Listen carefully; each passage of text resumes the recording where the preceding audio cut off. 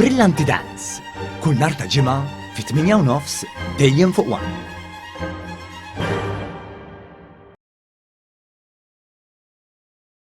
Il-konservazzjoni tal-ambjent naturali Malti u l-preservazzjoni tal-biodiversità huma l-akbar żewġ pilastri fl-ekosistema ta' pajjiżna.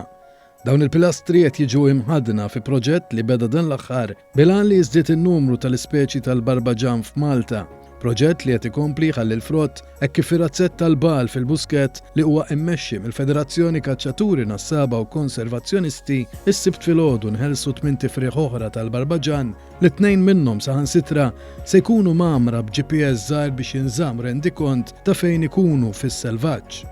Il-President tal-Federazzjoni Kaċċaturi Nassaba u Konservazzjonisti FKNK, Lukas Mikallef, tkellem ma' One News dwar l-importanza li l-ambjent Malti ikompli jkun imħares u kif flimkien għandna naħdmu għal aktar konservazzjoni tal-ambjent naturali ta' pajjiżna kif ukoll tal-biodiversità.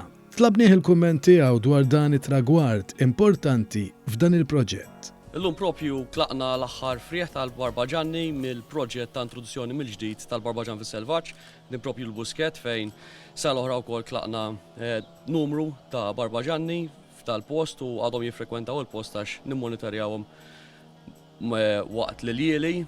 Biss illum għall-ewwel darba ħadilqu xi barbaġanni minnhom li ħajkollhom apparat elettroniku fejn ħankun nistgħu nitraċċaw u nifhmu aktar l-atteġġjament tagħhom matul il-lejl propju fil-Busket tul madwar biex bekk inkunu nafu fejn jistrieħu, fejn qed jieklu u kif ukoll nisperaw li fil-ġimgħat li ġejjin ikunu jistgħu wkoll ikattru fis-salvaġġ. Is-Sur Mikallef għalinna li l-FKNK bħalissa taħdem fuq diversi proġetti ta' konservazzjoni. Propju għandna proġetti ieħor sabiħ ta' mixtla li qed inkabru diversi siġar warbuġell indiġeni Maltin fejn qed inqasmu lill-pubbliku u wkoll lill-membri fejn sa qassabna fuq minn 8000 siġra warbuxella, kif ukoll għandna proġett ukoll interessanti fejn nrabbu l-gemjim fil-malu nnislu ħujn tal-aqlura fis-salvaġġ.